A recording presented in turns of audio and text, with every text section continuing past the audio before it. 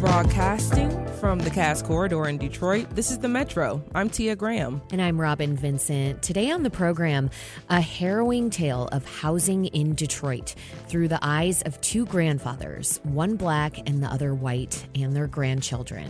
Plus, youth homelessness and housing insecurity are what advocates call a quiet crisis. We'll learn one way to break the silence. Also, an event this week aims to raise awareness about hoarding disorder. We'll learn what it's been like for one woman to tackle the illness within her family. But first, Detroit and Metro Detroit are unique for so many different reasons. It's the food, it's the music, it's the creativity that all comes out of this area, but they all come from one thing, and that's the people who make the cities thrive and move. As we know, Detroit is home to one of the largest black populations in the country, yet most may not know Metro Detroit at large is home to one of the largest populations of Arab Americans in the United States of America. And no matter the reason, Arabs who maybe identify as Lebanese or Syrian, Egyptian, Iraqi, Jordanian, Palestinian, Moroccan, or even Yemen, just to name a few, have all cultivated communities right here in Metro Detroit. And through that cultivation, the Arab American National Museum was founded in 2005 to celebrate the Arab world and solidify pride in being Arab Americans. Alongside the opening of the museum, the Arab Film Festival debuted for the first time, and for the last 20 years have showcased the storytelling of communities far and wide. And this year, the Arab Film Festival will highlight several different genres, including comedies and dramas, and a category for women-directed films. Joining us now to talk about the 20th anniversary of the Arab Film Festival is Dave Serio. Dave is the lead curator for the Film Fest. Dave, welcome to the Metro. Hi, thanks so much for having me. Of course. So the Arab Film Festival, it is celebrating 20 years this season. Let's talk about 20 years of the Arab Film Festival and the Arab American National Museum. Yeah, so as you said, the Arab American National Museum and the Film Festival, of course, are celebrating its 20-year anniversary, which is a huge landmark, especially because we're the only museum of its kind in the entire country that's dedicated to uplifting and sharing the narratives of Arab Americans. And one of the ways that we do that is through wonderful programming, exhibitions, and, of course, like programs like our Arab Film Festival. Mm-hmm. And when we talk about the only one in the country, let's talk about the reason that it even exists here in the first place, especially in Dearborn, and the reason why it's so important to have. Yeah, absolutely. So the reason the Arab American National Museum even came onto the scene is because it's really because of our community. Our community got together and noticed very clearly that there was no big institution really sharing our story and our narratives and collecting our objects and the things that we brought from home when we immigrated to this country. And so our community said, we really need an institution to be able to collect and archive these stories, educate the public and ourselves about the variety of cultures and backgrounds in our community, and really have a space for Arab Americans to feel empowered, engaged, and really proud of their heritage. Yes. So when we think about films and the lack of diversity in films in terms of behind the camera, directors, producers, stage managers, you name it, what does 20 years of the Arab Film Festival tell us about the industry and audience, especially about Arab-produced films? Yeah, so the amount of cinema that's coming out from the Arab world and even amongst Arab Americans has grown by leaps and bounds over the last 20 years. We're seeing more, women that are coming into the mix. We have, of course, had Arab women filmmakers for a very long time, but that number is definitely increasing and growing, again, in front of the camera and behind the camera. And we're also seeing a lot more youth that are getting more involved and finding film as an avenue to be able to tell and collect their stories. And we're also seeing the number of Arab American filmmakers really increase as well. We've always had a presence of Arab Americans behind and in front of the camera, but we're definitely seeing those numbers increase, especially when like big events, either locally, nationally, or internationally happen. Folks often run to art and film and cinema as a way to get their story out. Yeah. And, how has that diversity changed the types of films that are being produced? We talked a little bit about that as well. So many different countries underneath the Arab world umbrella that we like to use. So, let's talk a little bit about how that's impacted the way the films are produced, as well as the way that audiences receive the films. Sure. So historically, like Egypt has always been one of the big like cinema powerhouses in the Arab world, and Lebanon as well. I think a little bit after Egypt.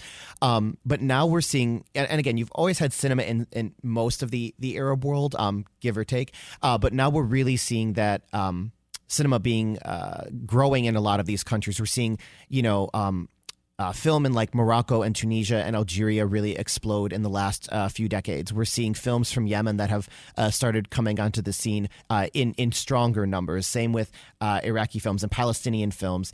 So the Arab world is like, I think, has always had a sense of cinema, but like in the last few decades, we've definitely seen that increase, and the number of stories and the types of stories coming out, really coming out in full force. And I'm always interested to know how, being in this country, being in America, and absorbing its culture here as well, how that has translated into the filmmaking with Arab Americans, especially if we talk about the younger generation of Arab Americans who are now picking up the cameras and shooting themselves, which they actually really can be their own like distribution systems as well. So let's just talk about the younger generation and how they've been able to catapult themselves in the film industry.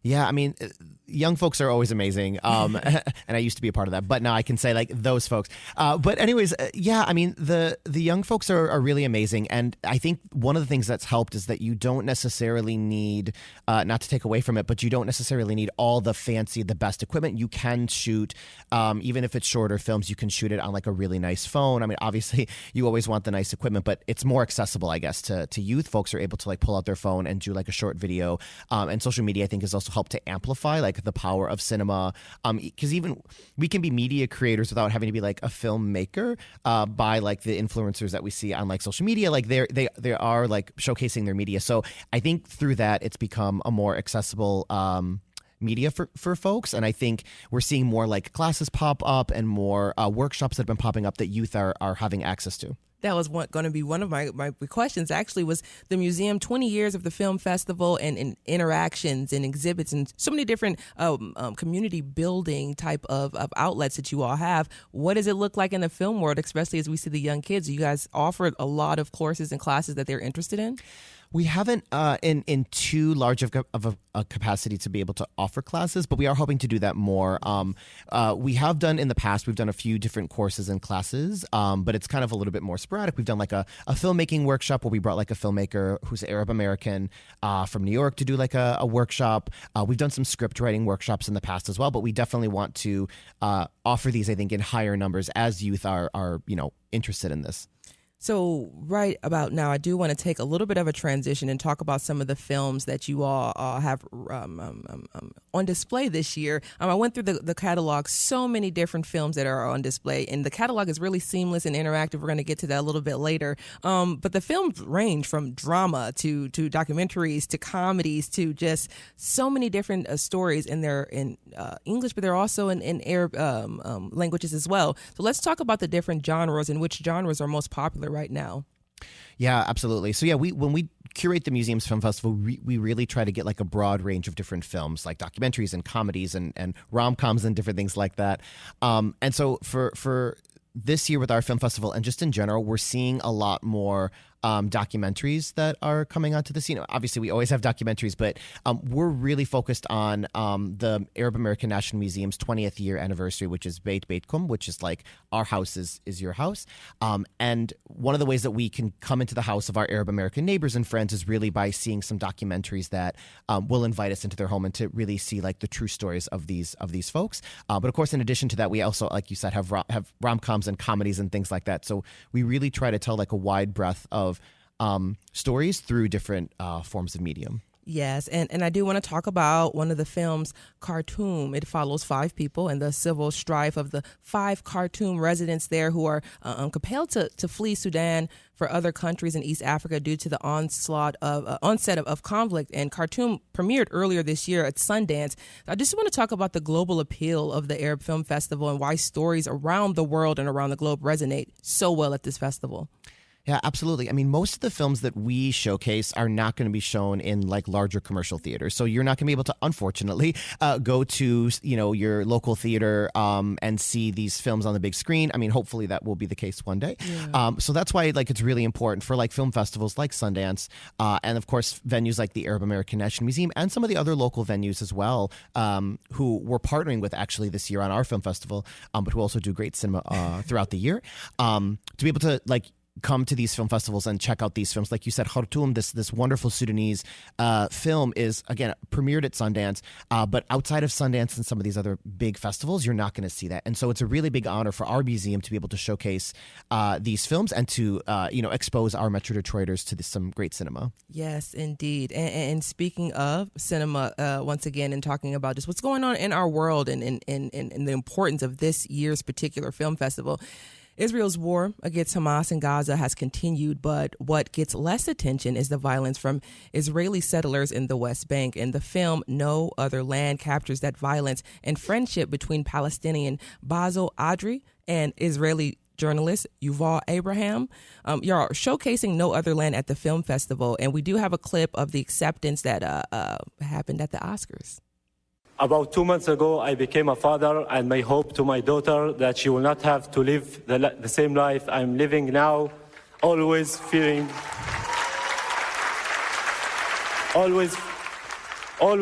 settlers' violence, home demolitions, and forest spill displacements that my community, Masafir Yatta, is living and facing every day under the Israeli occupation. No other land reflect the harsh reality that we have been enduring for decades and still persist as we call on the world to take serious actions to stop the injustice and to stop the ethnic cleansing of Palestinian people. That was Basil Adra, one of the directors of No Other Land, and the film hasn't been carried by platforms in the U.S. like at all. Why are you all carrying the film? That's the number one question, is why are you carrying the film? But you and Robin actually spoke a little bit beforehand and talked about the screenings, and you talked about one of the screenings and how afterwards the audience was completely silent. No clapping, not much you can hear, but just silence. So let's talk about why you all are carrying the film and the importance of the impact that it has on audiences. Sure. I mean, one of the big reasons we're doing this is because our community, our Arab American community, of course, includes the Palestinian community who have been immigrating to the U.S. for many, many years, and who feel a lot of what's going on in this film. I mean, a lot of Palestinians are living, these types of really harsh conditions over in Palestine, and our Palestinian Americans, folks who live here, have family members and friends, and a lot of the stories that the museum has been able to like archive and collect reflect the reality of what's happening for Palestinians. And so for us, we always try to uplift and share all aspects of our community's stories, and this includes, of course, the issues that Palestinians are facing, both back in the day and, of course, leading up until present day. And this film did win an Oscar. Do you think by not carrying this film, U.S. groups are trying to censor West Bank residents who are victims of Israeli settler violence? I think in any circumstance, whenever there is some group, whether it's a country, a political party, whoever it is, that is has the power, has the upper hand in terms of the military might or the power, there's always going to be censorship. There's always going to be a narrative that is painted. And unfortunately, we don't see the narrative of the oppressed. And so I think because of that dynamic, this film, for example, No Other Land, is being really oppressed and kind of smothered. And it's really sad. And so again, I think that also is why we're really showing this film, because it's a documentary. It's the reality of the situation in Palestine, in the West Bank and Gaza. And for us to be able to show this, I think, is a really powerful tool to be able to just share the narratives that we don't often get to hear because of that suppression. And oftentimes, right now we're listening to the Metro. I'm Tia Graham. We're talking about the 20th anniversary of the Arab Film Festival. Our guest is Dave Serio, the lead curator of the Arab Film Festival happening this year. So I do want to piggyback off of that a little bit, because oftentimes when I think about watching certain films within the Black community in the diaspora, and I think about some of the things that we may see that are hard to watch, don't want to watch it, but we, need to see those things. Yeah. Can we talk about the importance of seeing those hard things, especially for those who are not within the culture, who don't understand what's happening and the impact that it will have on generations of Palestinians. 100%. I think every one of us has a duty and a responsibility to be able to have these hard conversations, watch these really hard films, and listen to these really difficult situations and narratives. Because again, if you just kind of block everything out like an ostrich with its head in the sand, nothing's going to change, nothing's going to happen. And even just on the small piece of us being educated. I mean, myself as an Arab American, I don't know everything about all the folks who come from the 22 different Arab countries. So I'm always constantly educating myself, even though I am a part of that community. And I think we all have a duty to educate one another and listen and have these hard conversations and have these hard stories, because that's the only way things are going to change, and we're going to wake up and be able to come together, not just within our own communities, but connected to other communities. And I want to stay there for just a little bit as well, because it's something I often struggle with, is trying to, I want to promote my culture and be proud about my culture, but I don't want to necessarily teach others about it. I kind of want it to just kind of be a natural thing. Can we talk about that, and that trying to play that both roles there, trying to hold your culture in your hands, but also trying to teach other people and bring them into the community? Yeah, I think one of the easiest ways to do that is through cinema and through film. I mean, there's not a ton of labor that folks need to do. It's really just kind of showing up and being in support of the community, and also coming with like an open mind, and educating yourself and just being open to like their narratives that you'll be receiving. And I think it's a really easy, simple thing that we can all do. Yes. And speaking of film festivals, because like you're saying, films have this really unique ability of storytelling, but also showing you exactly what the director is feeling, what the producer or the writer is feeling at that moment. Let's just talk a little bit about that catalog that you all have once again online, and how folks can watch some of these films and get immersed within what's going on with the storytelling. Absolutely. So all of the films are on the museum's website. So if you go to the museum's website, ArabAmericanMuseum.org, you'll be able to see our full lineup.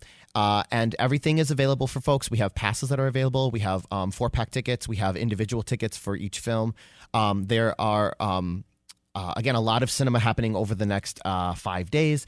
And again, it'll be, we also wanted to kind of expand outside of the museum's walls, as you mentioned, like bringing community together, telling stories.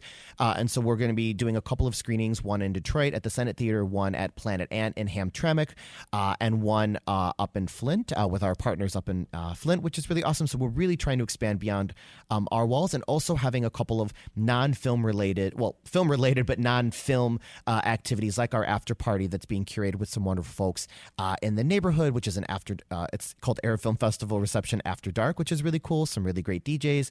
And then we're also doing like a film script, poetry script kind of like workshop that'll be happening. So really there's something for anybody, even if you're not like a film connoisseur. This is a really great film festival to get your feet wet into Arab film and Arab storytelling. And if you are a seasoned filmmaker and film lover, there's a lot of really excellent cinema that, again, you won't find anywhere else. Dave Syria is the lead curator of the Arab Film Festival. It celebrates 20 years of highlighting and amplifying Arab and Arab American artists and stories. This year's Arab Film Festival will be taking place both online and in person, and that is from May 7th through May 11th. And you can check out the film guide online. What's the website again? ArabAmericanMuseum.org. Thank you so much for joining us on the Metro. Thank you.